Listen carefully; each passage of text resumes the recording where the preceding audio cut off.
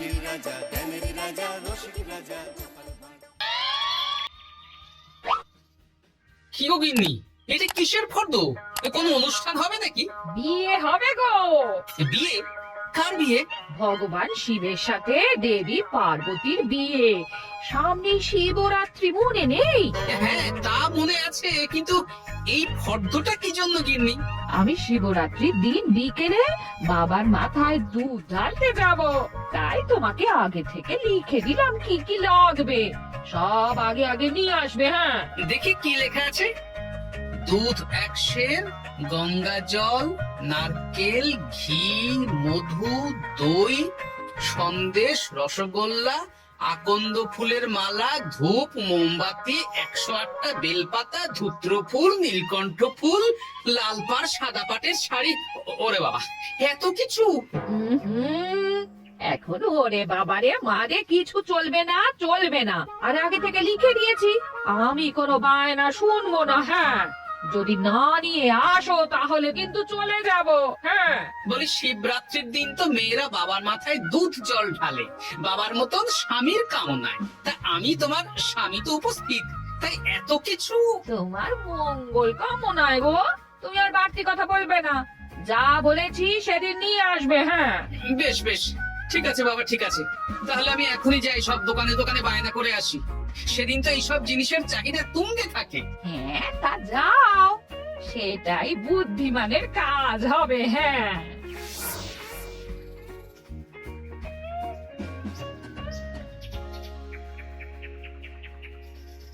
আরে এই তো পুটির বাবা, সকালে রাজসভায় গিয়েছিলে কিন্তু তেমন কোনো কথা হলো না। হ্যাঁ গোপাল দাদা, এখন কি যে করি। ঠিক আছে ঠিক আছে, আমি দেখছি কি ব্যবস্থা করা যায়, বুঝলে। ঠিক আছে গোপাল দাদা, একটু দেখো, বুঝতেই তো পারছো অভাবের সংসার। হ্যাঁ হ্যাঁ, কোনো চিন্তা করো না।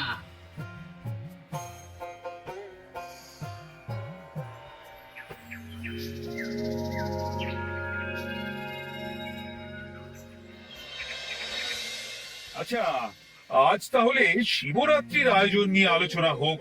মহারাজ, এসব নিয়ে আপনি চিন্তা করবেন কেন? আরে আমার মতন একজন মন্ত্রী থাকতে আপনার মাথা ঘামানোর কোনো দরকারই নেই। না না মহারাজ, একদম মন্ত্রী মশাইকে দায়িত্ব দেবেন না।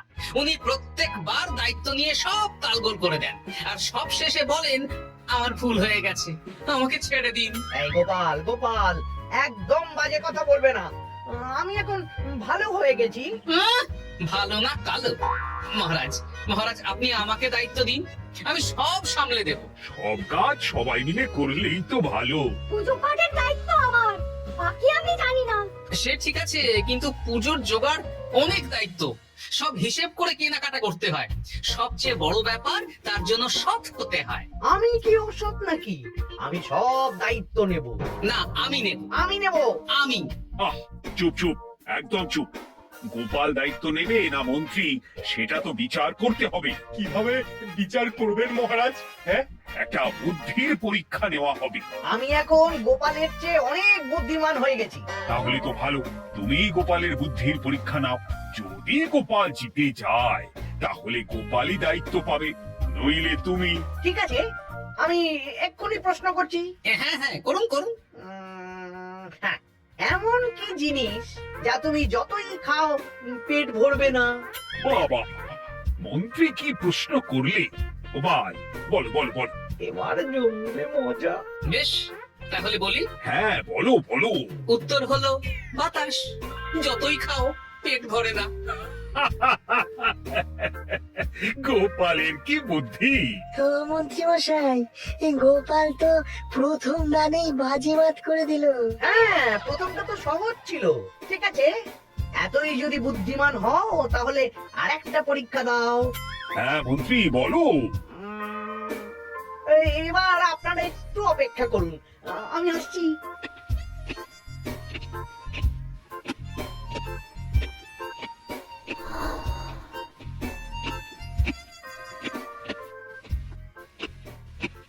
এই তো মন্ত্রী এসে গেছে, আবার হাতে একটা খাঁচা। এই নাও গোপাল,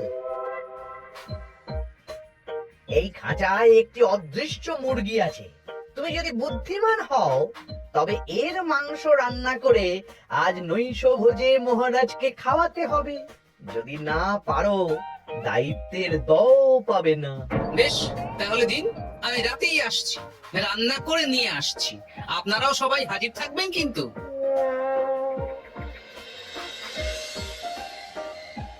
এই সেরেছে, গোপাল যে এখনো এলো না। গোপাল নির্ঘাত এসেছে। এই তো চলে এসেছি। এ কি গোপাল, তুমি তো খালি হাতে। মাংসের ঝোল রেখেও এনেছি। কই গোপাল, অদৃশ্য মুরগির ঝোল কোথায়? হ্যাঁ, কোথায় গোপাল? আহ, মহারাজ, অমন সুস্বাদু মুরগি আমি আগে কখনো খাইনি। আমি সেটা রান্না করে রাজপ্রাসাদের প্রধান ফটকের বাইরে রেখে এসেছি। মস্করা হচ্ছে? চলুন তো গিয়ে দেখি। হ্যাঁ, চলো তো।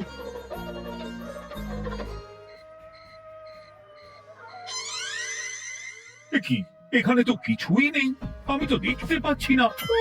আমরা তো কেউ কিছু দেখতে পাচ্ছি না। কোথায় কোথায় মাংসের ঝোল? আরে মন্ত্রী মশাই, অদৃশ্য মুরগি রান্না করলে ঝোলটাও তো অদৃশ্যই হবে।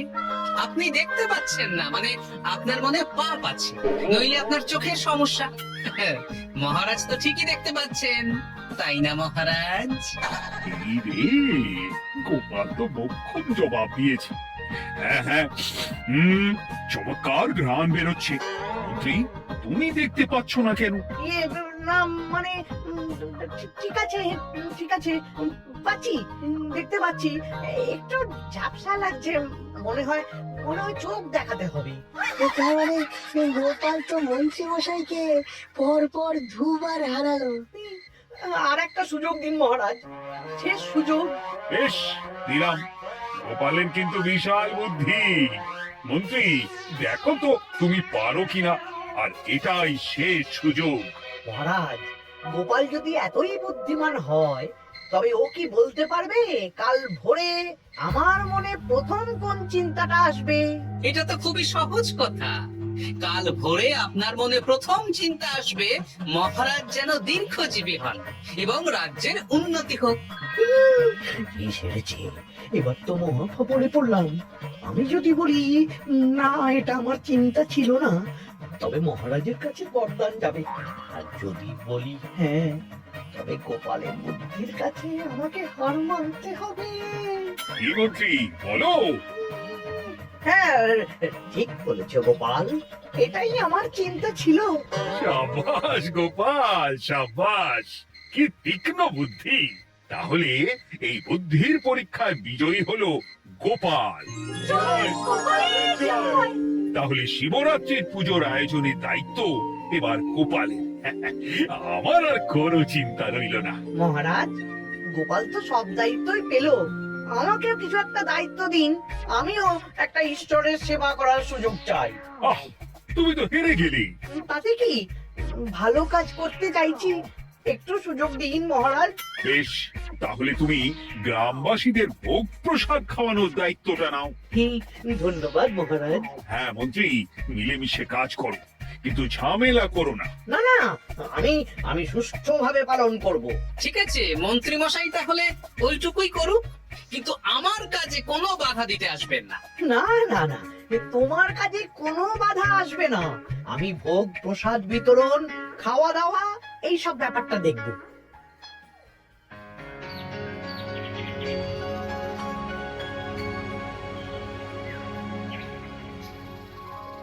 বলুন মন্ত্রী মশাই, সকাল সকাল ডেকে পাঠালেন? শোন বটা ঘটা, এবারে শিবরাত্রি উপলক্ষে যে ভোগ প্রসাদ জনগণের উদ্দেশ্যে বিতরণ হবে তার পুরো দায়িত্বই আমার। তাতে কি, মহারাজ আয়োজন করেন আর সব রাজ্যবাসী বিনামূল্যে খেয়ে যান। সেই প্রথা এতদিন চালু ছিল, কিন্তু এবার একটু অন্যরকম হবে। কিরকম কিরকম? তোরা দুজন আমার নাম করে সব গরিব প্রজাদের কাছ থেকে ভোগ খাওয়ার জন্য চাঁদা তুলবি। শিব পুজোর চাঁদা? হ্যাঁ দাদা, না মানে ঘটা, খুব সামান্য। বাড়ি আর দোকানগুলোয় যাবি আর মাথা পিছু 1 আনা করে তুলবি, কেমন? বেশ, তারপর? তারপর বলবি ঢালাও খাওয়ানো হবে, এলাহি আয়োজন। আচ্ছা ঠিক আছে। তবে ভুল করেও কোনো রাজসভাসদদের বাড়ি থেকে বা মান্যিগণ্যি লোকের বাড়ি থেকে এই চাঁদা তুলিস না যেন। না না, বুঝতে পেরেছি, তুলবো না। বলবি সারা রাত পুজো হবে, পরের দিন সকালে হবে প্রসাদ বিতরণ। কেমন?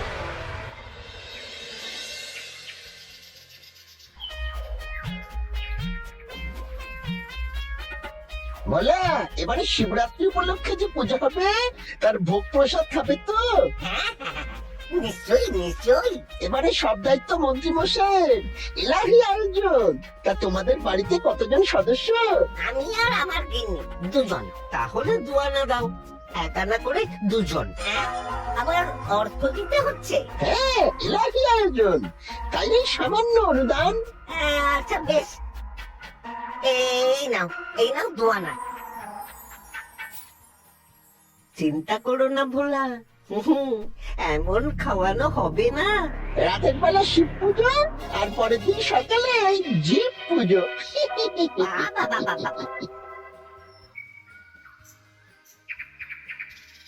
সব দোকানে দোকানে আমি যাচ্ছি, আর তুই লোকজনের বাড়ি বাড়ি যা।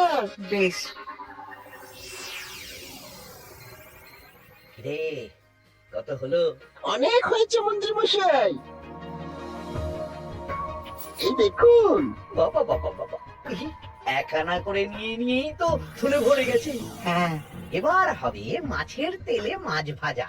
মহারাজও ভোগের আয়োজনের জন্য আজকে মোহর দিয়ে দিয়েছেন। তার মানে তো আপনার মুনাফাই মুনাফা, লাভই লাভ।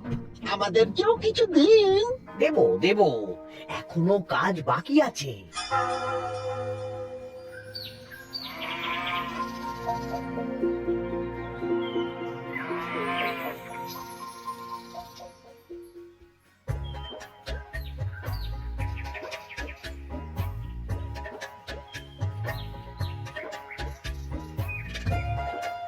আরে আরে গোপাল দাদা যে, এত কিছু কি নিয়ে যাচ্ছ? এই তো শিবরাত্রির পুজো উপলক্ষে দশকর্মার বাজার রাজবাড়ি নিয়ে যাচ্ছি। এবারে তো এলাহি ভোগের আয়োজন, রাতের বেলা শিব পুজো আর পরের দিন সকালে নাকি জীব পুজো। মন্ত্রী মশাই দায়িত্ব নিয়ে খাওয়াচ্ছেন। না না, খাওয়ার আয়োজন তো এমন কিছু নয়। আমি যতদূর জানি ওই খিচুড়ি, আলুর দম, ছেঁচড়া, পায়েস, চাটনি আর একটা করে মিষ্টি। আর যতদূর জানি এই ভোগ খাবার জন্য সব গ্রামবাসী থেকে মাথা পিছু 1 আনা করে দিয়েছেন। হ্যাঁ, ভোগের প্রসাদ তো বিনামূল্যে। মন্ত্রীমশাই 1 আনা করে মাথা পিছু নিয়েছেন? হ্যাঁ গো, এরকম তো কথা ছিল না। আচ্ছা আচ্ছা, আমি দেখছি কি করা যায়। দেখছি আমি দেখছি।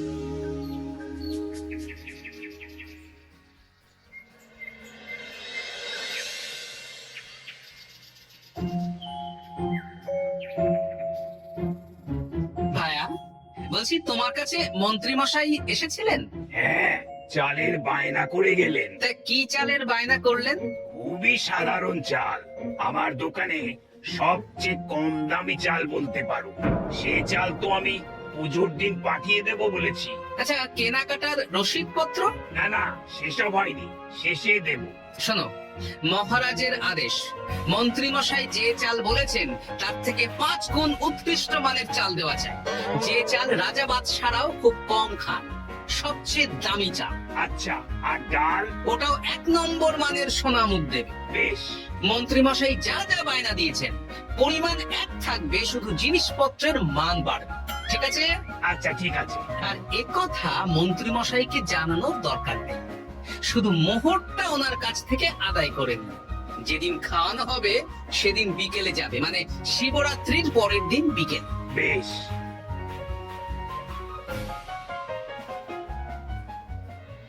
নাও ধরো গিন্নি, যা যা বলেছিলে সব কিনে এনেছি।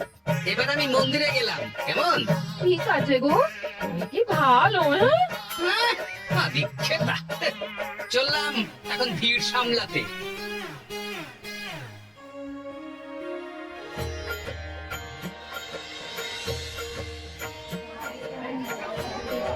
একটু সারিবদ্ধ ভাবে দাঁড়ান, আপনারও সুযোগ আসবে।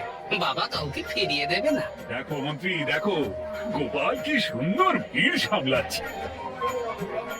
ওকে তো এই জন্যই দায়িত্ব দেওয়া। হ্যাঁ তাই তো দেখছি।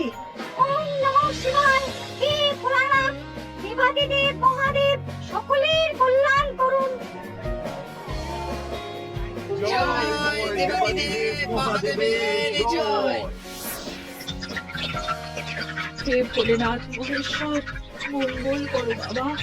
জয় বাবা ভোলাদেব মহেশ্বরের জয়। তা তোমার শরীর এখন কেমন? এই তো বেশ ভালো আছি। সবই তোমার জন্য। তুমি না সাহায্য করলে ওই ওষুধ আমার পেটেই পড়তো না। না না, আমি তো নিমিত্ত মাত্র, সবই মহাদেবের ইচ্ছে। জয় বাবা মহাদেবের জয়। চলি গো। কাল ভোগ খেতে তাড়াতাড়ি চলে এসো।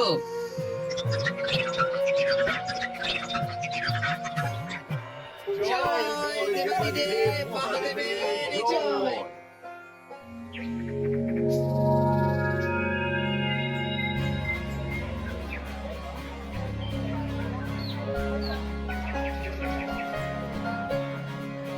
সত্যি মন্ত্রী মশাইয়ের ভোগের প্রসাদ পেয়ে মনটা ভরে গেল।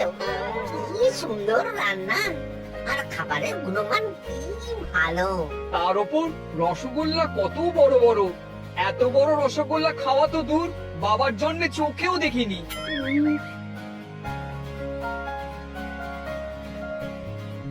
এই সেরেছে।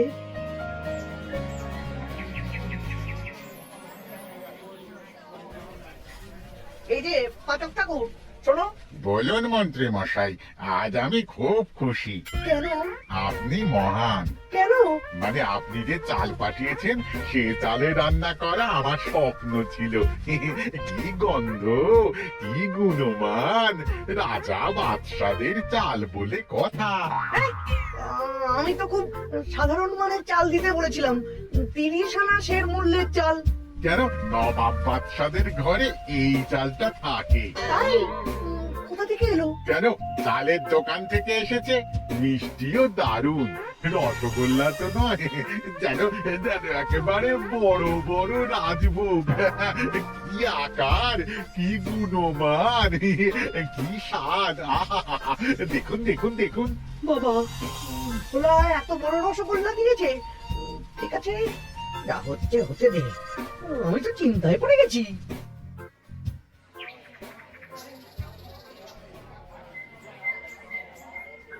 মন্ত্রী, তুমি কি করেছো? তোমার নামে তো সবাই সুখ্যাতি করছে। না না, এই আর কি। আমি যা অর্থ দিয়েছি এই আয়োজনের জন্য তো তার চেয়ে 5 গুণ বেশি মোহর লাগবে, কিন্তু তুমি কি করে করলে? মন্ত্রী মশাই সত্যিই ভালো হয়ে গেছে। দেখো গোপাল, দেখো মন্ত্রী সত্যি বদলে গেছেন। সবই তো জনগণের সেবার জন্য। কি জানে বাবা, কি গড়বড় হয়ে গেল।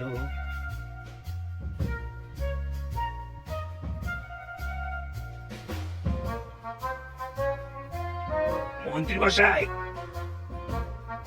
বকেয়া পাওনা নিতে এলাম।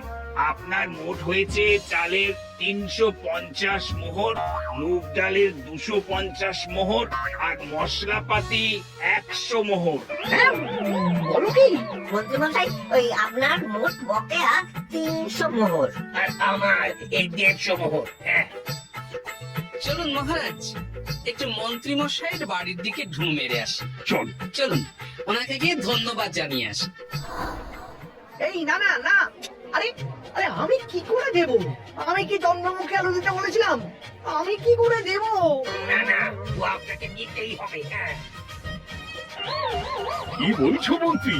তুমি এত ভালো কাজ করেছো, এত বড় মুখ করে সকালে বললে যে সবই জনগণের সেবার জন্য। আরে আমি কিভাবে জানবো যে এত খরচ হয়ে যাবে? কেন মন্ত্রী মশাই, আপনি তো গ্রামবাসীদের থেকে অর্থ নিয়েছেন, মাথা পিছু 1 আনা করে। হ্যাঁ, মানে এসব তো কথা ছিল না। এই শুনেছি, গোপাল কি করে জেনে গেল? এসব কথা কি আর চাপা থাকে? আর সেই জন্যই তো আপনি ভালো মানের খাবার খাইয়েছেন। সত্যি তো, যে মানের খাবার খাওয়ানো হয়েছে গোটা কৃষ্ণনগর কেন, আশেপাশের কয়েকটা নগরের লোকও এই জিনিস চোখে দেখেনি, আর তাই তুমি অর্থ আদায় করেছো। না মানে আমি বুঝতে পারছি না, আমার অনুমতি ছাড়া এগুলো হলো কি করে? মন্ত্রী মশাই, বকেয়া পাওনা দিন, নইলে খারাপ হয়ে যাবে বলে দিচ্ছি। হয়ে গেল, আমি ভিখারি হয়ে গেলাম।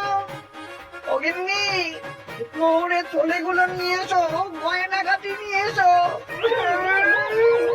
আমাকে পথে বসিয়ে দিল। কে কে আমার এত বড় সর্বনাশ করলো? আমি মন্ত্রী মশাই, আমি। আপনি যখন চাঁদা তুলে ভালো খাওয়াতে চাইছেন, তাই সবচেয়ে ভালো খাওয়ানোর ব্যবস্থা করে দিলাম, তাও আবার আপনার ঘাড় ভেঙে। আমার সর্বনাশ হয়ে গেল।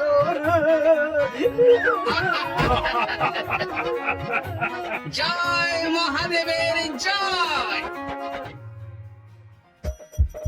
হাসির রাজা জ্ঞানের রাজা রসিক রাজা